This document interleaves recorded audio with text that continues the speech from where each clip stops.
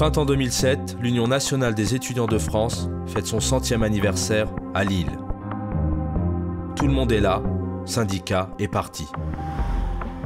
Depuis longtemps, les gouvernements craignent les coups de colère universitaires qui les obligent si souvent à reculer. Et depuis la libération, l'UNEF a presque toujours joué un rôle déterminant dans le mouvement, dans la négociation. L'UNEF est ancrée à gauche. Ses anciens dirigeants sont nombreux au Parti socialiste. L'allocation d'autonomie, je la ferai. Les élections présidentielles approchent.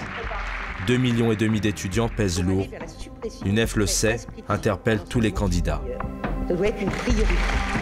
Les batailles à venir seront rudes, mais les étudiants et leurs syndicats ont montré au cours de l'histoire qu'ils pouvaient faire preuve d'une incroyable capacité à résister. Pour améliorer les conditions de vie des étudiants.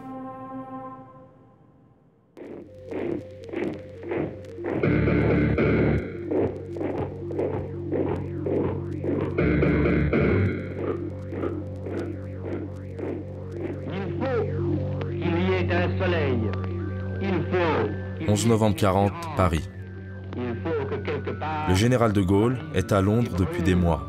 la flamme de la résistance. Ce jour-là, des étudiants et des lycéens manifestent sur les Champs-Élysées. C'est le premier acte de résistance sur le sol français. On l'a oublié.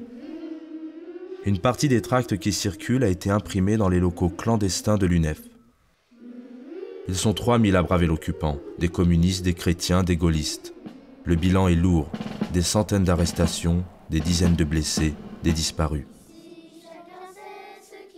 Certains sont morts, d'autres se cachent avant de rejoindre le maquis. Ami, si tu tombes, un ami sort de l'ombre à ta place.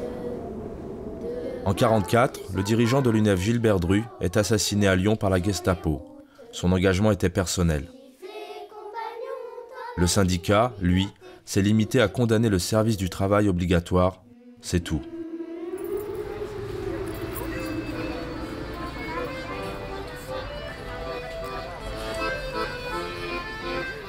À la Libération, les étudiants résistants vont devoir défendre leur syndicat que le Conseil national de la résistance a décidé d'épurer.